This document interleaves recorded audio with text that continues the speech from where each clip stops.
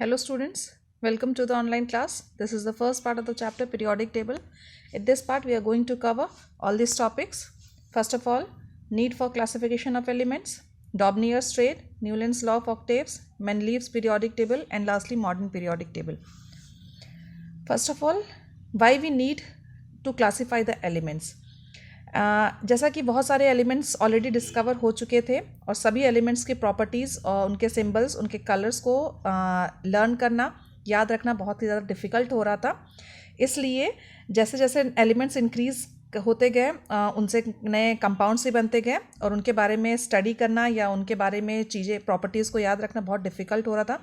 इसलिए डिसाइड किया गया कि सारे एलिमेंट्स को एक सिस्टमेटिक मैनर में अरेंज किया जाएगा और उन्हें क्लासिफाई किया जाएगा उनके प्रॉपर्टीज़ और एटॉमिक वेट के according. Okay, so next is सबसे पहले डॉबनियर्स ने जो एलिमेंट्स थे उनको सबसे पहले उन्होंने प्रॉपर्टीज़ और उनके एटॉमिक वेट्स के अकॉर्डिंग अरेंज किया था।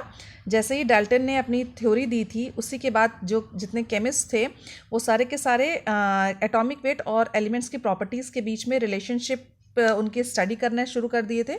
उनमें से एक साइंटिस्ट थे डॉबनियर ट्रेड, जिनका फुल नेम एक जर्मन केमिस्ट थे वो जोहन वॉल्फगैंग डॉबनियर। 1817 में उन्होंने सबसे पहले एटॉमिक वेट और एलिमेंट्स की प्रॉपर्टीज़ के बीच में रिलेशनशिप को डिस्कवर किया था।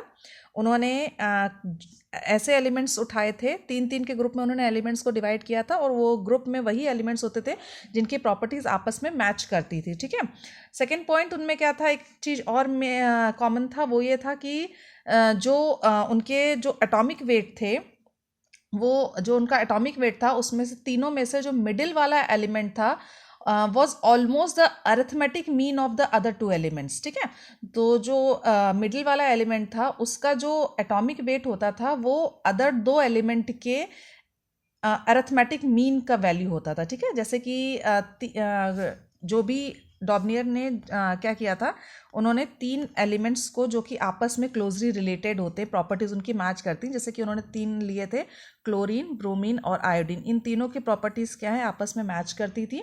इसमें एक चीज़ और कॉमन था कि क्लोरीन का एटॉमिक वेट और आयोडीन का एटॉमिक वेट का जो मीन वैल्यू निकलती है वो एटॉमिक वेट ब्रोमीन का होता था। ठीक है, तो उन्होंने ऐसे ही तीन एलिमेंट्स को उठाया, तीन तीन करके उन्होंने ग्रुप बनाया था और ये हर ग्रुप में तीन एलिमेंट्स को उन्होंने रखा था।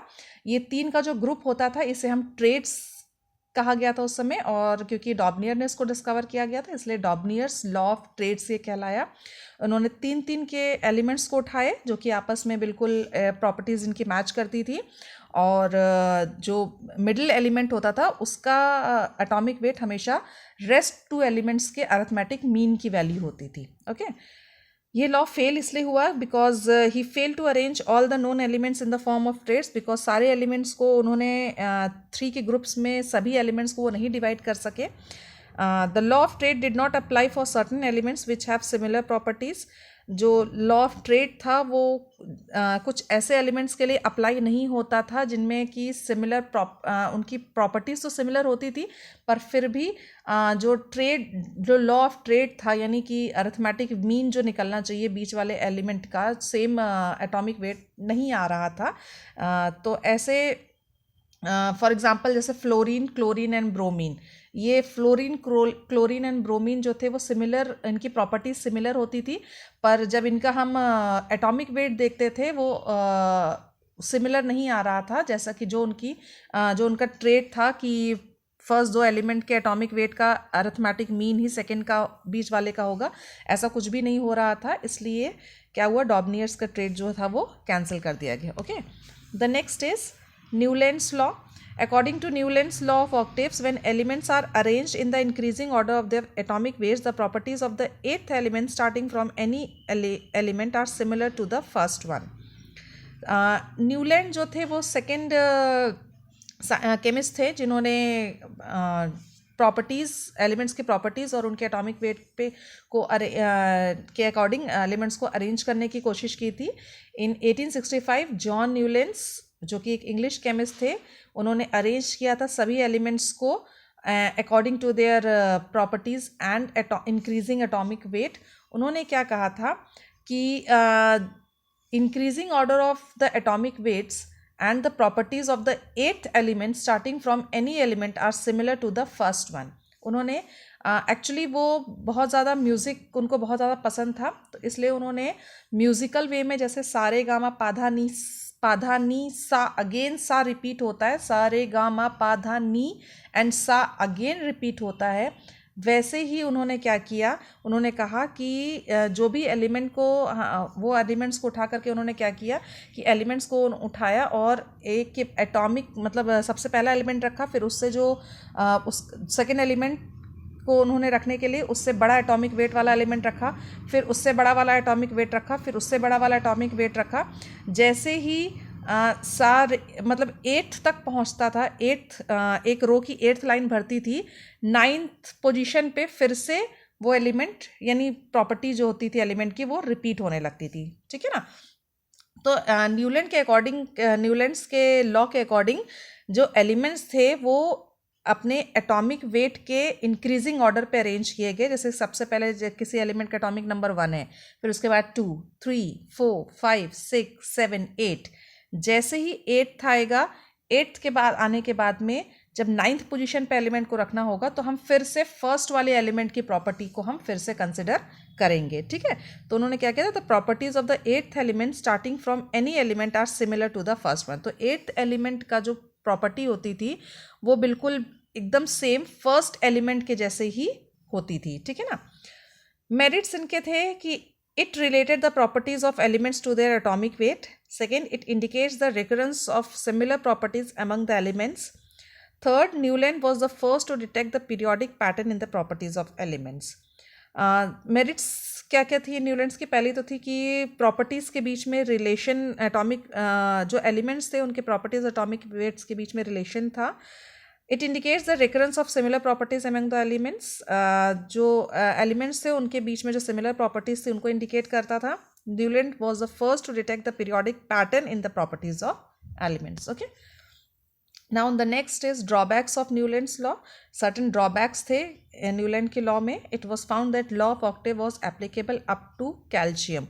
सिर्फ कैल्शियम तक ही ये लॉ जो था वो एप्लीकेबल था, उसके बाद जितने एलिमेंट्स थे वो न्यूलैंड के लॉ पे कंसिडर नहीं किए जा रहे थे, उनकी प्रॉपर्टीज़ जो थी वो डिफरेंट हो रही थी, ठीक है।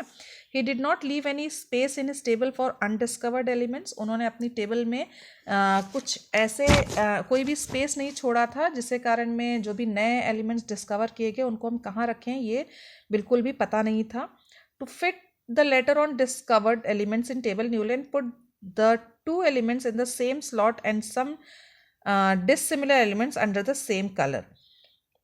उन्होंने क्या किया था कि जैसे ही नए एलिमेंट्स डिस्कवर किए गए वैसे ही उन्होंने क्या किया कि उनको जो नए एलिमेंट्स जो डिस्कवर किए गए थे उनको पुराने एलिमेंट्स के साथ में उन्होंने उसी सेम रो में रखने की कोशिश की जो कि एप्लीकेबल नहीं हो रहा था, ठीक है। On the other hand some elements which have same properties has been placed far away from each other. कुछ ऐसा भी हुआ कि जब नए एलिमेंट्स डिस्कवर किए गए और उनकी प्रॉपर्टीज़ जो थी वो पुराने एलिमेंट से मिलती थी, पर वो क्योंकि वो स्पेस तो था नहीं नए एलिमेंट्स के लिए, तो वो क्या हो गए, वो अपने ही जैसे प्रॉपर्टीज़ वाले पुराने एलिमेंट्स के साथ ना होकर के कहीं दूर उनसे दूर टेबल पे दूर उनको प्लेस कर दिया गया, ठीक है। ये सारे सर्टेन ड्रॉबैक्स थे न्यूलैंड्स के लॉ के, इसलिए न्यूलैंड का जो टेबल था law of Newlands law of octaves वो भी हटा दिया गया। The next is Mendeleev's periodic table. He arranged the then known elements in the increasing order of their atomic weights, putting the elements with similar properties in a group. This resulted into a tabular arrangement of the elements called periodic table. इसके बाद Mendeleev ने अपनी periodic table के नाम से एक table बनाई जिसमें उन्होंने एलिमेंट्स को उनके एटॉमिक वेट के अकॉर्डिंग, उनके इंक्रीजिंग एटॉमिक वेट के अकॉर्डिंग अरेंज किया। सिमिलर प्रॉपर्टीज़ के अकॉर्डिंग भी उन्होंने ग्रुप में एलिमेंट्स को रखा। और मेंडलीव की पीरियोडिक टेबल जो थी वो काफ़ी हद तक सही मानी गई। सम सर्टन गाइडिंग फैक्टर्स जो कि टेबल के थे वो पहला था increasing order of atomic weight of the elements. उन्होंने सर्टन गाइडिंग फैक्टर्स रखे थे अपनी टेबल बनाते हुए। पहला था कि जो भी एलिमेंट्स हम अरेंज करते उनके एटॉमिक वेट्स जो थे वो हमेशा इंक्रीजिंग ऑर्डर में होते थे। सेकेंड जो था जैसे ही वो एलिमेंट्स को ग्रुप कर रहे थे एक साथ, उनकी जो प्रॉपर्टीज़ होती थी वो एक ग्रुप में सिमिलर प्रॉपर्टीज़ के ही एलिमेंट्स को रखने के लिए रखना चाहिए, ये उन्होंने अपना गाइडिंग फैक्टर रखा था। ठीक है, Mendeleev's periodic law, the properties of the elements are periodic function of their atomic weights. Mendeleev's periodic law जो कहता है वो ये कहता है कि the properties of the elements are the periodic function of their atomic weights. जो भी elements की प्रॉपर्टीज होती हैं वो सारे के सारे क्या होते हैं, एटॉमिक वेट्स के पीरियोडिक फंक्शन के अकॉर्डिंग होती है। ठीक है, the next is achievements and defects. Mendeleev के भी सर्टेन अचीवमेंट्स और डिफेक्ट्स थे। तो पहला अचीवमेंट मेंडलीव का था सिस्टमैटिक स्टडी ऑफ एलिमेंट्स। उन्होंने सभी एलिमेंट्स की बहुत अच्छे से सिस्टमैटिक स्टडी की थी और सिस्टमैटिक मैनर में उन्हें अरेंज किया था, जो कि उनके टेबल में ईजिली हम किसी एलिमेंट को सिस्टमैटिक वे में स्टडी कर सकते हैं। ठीक है, प्रिडिक्शन ऑफ न्यू एलिमेंट्स, उन्होंने अपने टेबल में बिल्कुल स्पेस दिया था कि नए एलिमेंट्स अगर आएंगे तो हम उनको उस जगह पे रख सकते हैं। ठीक है, correction of doubtful atomic weights, जो भी ऐसे सर्टेन एलिमेंट्स थे जिनके एटॉमिक वेट्स डाउटफुल थे उनको भी करेक्ट करके उन्होंने अपनी टेबल में स्पेस दिया था। सबसे इंपॉर्टेंट नोबल गैसेस के लिए सर्टेन ऐसे एलिमेंट्स हैं जो कि नोबल गैसेस होती हैं, यानी वो उनके जो वैलेंस शेल में पूरे 8 इलेक्ट्रॉन्स प्रेजेंट होते हैं, उन्हें हम नोबल गैसेस कहते हैं या इनर्ट गैसेस कहते हैं। उसके लिए उन्होंने क्या किया था, स्पेस बिल्कुल बनाया हुआ था अलग से, क्योंकि वो अनरिएक्टिव एलिमेंट्स होते हैं, किसी के साथ रिएक्ट नहीं करते हैं, इसलिए उनके लिए नोबल गैसेस के लिए उन्होंने क्या किया था, एक अलग से ग्रुप बनाया हुआ था। ठीक है, सर्टेन डिफेक्ट्स भी थे उनके टेबल में। जो पहला डिफेक्ट था एनॉमलस पेयर ऑफ एलिमेंट्स। कुछ ऐसे पेयर्स थे जो कि एनॉमलस इन नेचर थे। वो आपके जो सर्टेन ऐसे पेयर्स थे जिनके बारे में जो एलिमेंट्स थे, there are number of anomalous pair of elements where the element with higher atomic weight has been placed before the one having lower atomic weight. Okay, so second is grouping together some elements with dissimilar properties. कुछ ऐसे भी elements जो group हो गए थे जो कि जिनकी प्रॉपर्टीज एक दूसरे से मिलती नहीं थी। Third is separation of chemically similar elements. Third क्या है आपका, separation of chemically similar elements का मतलब जैसे गोल्ड एंड प्लैटिनम हो गया, which have similar properties have been placed in separate groups. ठीक है, सर्टेन ऐसे एलिमेंट्स जो थे जैसे कि गोल्ड और प्लैटिनम थे, उनका प्रॉपर्टीज एक होती है पर वो भी क्या हो गया, उनके एक प्रॉपर्टी होने के बावजूद वो अलग अलग ग्रुप्स में आ गए थे। ठीक है, next is position of isotopes. उन्होंने क्या किया था, आइसोटोप्स जो होते हैं वो आपके क्या होते हैं कि हैविंग सेम आइसोटोप्स जो होते हैं are the atoms of the same element having different atomic weights. Okay, isotopes किसे कहते हैं कि ऐसे एलिमेंट्स जिनका एटॉमिक वेट जो होता है वो डिफरेंट होता है। ठीक है, therefore they should be placed at different places in the Mendeleev periodic table. ठीक है, but however isotopes have identical chemical properties, therefore they should not be placed at different positions. ये मेंडलीव का मानना था। ठीक है, next is position of hydrogen. The hydrogen की position जो थी मेंडलीव की पीरियोडिक टेबल में अनसेटिस्फैक्ट्री थी, as it has been placed in the same column with copper, silver and gold. Okay, these were the defects and achievements of Mendeleev's. The next is modern periodic law. It states that elements are arranged in the order of their increasing atomic number. The elements with similar properties are repeated after certain intervals. Mendeleev के बाद में मोजले आए थे। उन्होंने अपना experiment किया था एटॉमिक नंबर पे और उन्होंने मॉडर्न पीरियोडिक टेबल को डिस्कवर किया था। जो मेंडलीव की पीरियोडिक टेबल थी उसी को थोड़ा बहुत सही करके उन्होंने मॉडर्न पीरियोडिक टेबल के नाम से पीरियोडिक टेबल को रीअरेंज किया था, रीडिफाइन किया था। और ये जो मॉडर्न पीरियोडिक लॉ है वो कहता है कि elements are arranged in their order of their increasing atomic numbers. The elements with similar properties are repeated after certain intervals. क्या उन्होंने क्या कहा था कि एलिमेंट्स को उनके इंक्रीजिंग एटॉमिक नंबर के अकॉर्डिंग अरेंज तो किया जाता है, और जो ऐसे भी एलिमेंट्स होते हैं कि जो कुछ समय बाद में अपनी प्रॉपर्टीज़, कुछ एलिमेंट्स क्या होते हैं सर्टेन अपनी प्रॉपर्टीज़ को क्या करते हैं, रिपीट करते हैं कुछ समय बाद में। ठीक है ना, आफ्टर सर्टेन इंटरवल्स। ओके, सो नीचे आपकी ये पीरियोडिक टेबल दी हुई है। पीरियोडिक टेबल, ये मॉडर्न पीरियोडिक टेबल है आपकी। ये टेबल आपकी जो होती है वो सर्टेन ग्रुप्स और पीरियड्स में डिवाइडेड होती है। नेक्स्ट वीडियो में हम देखेंगे किस तरीके से पूरी आपकी टेबल डिवाइड होती है. This is the modern periodic table. ये सर्टेन ग्रुप्स और पीरियड्स में डिवाइड होती है. In the next video we are going to see we'll study about the periodic table. Okay, thank you. God bless you.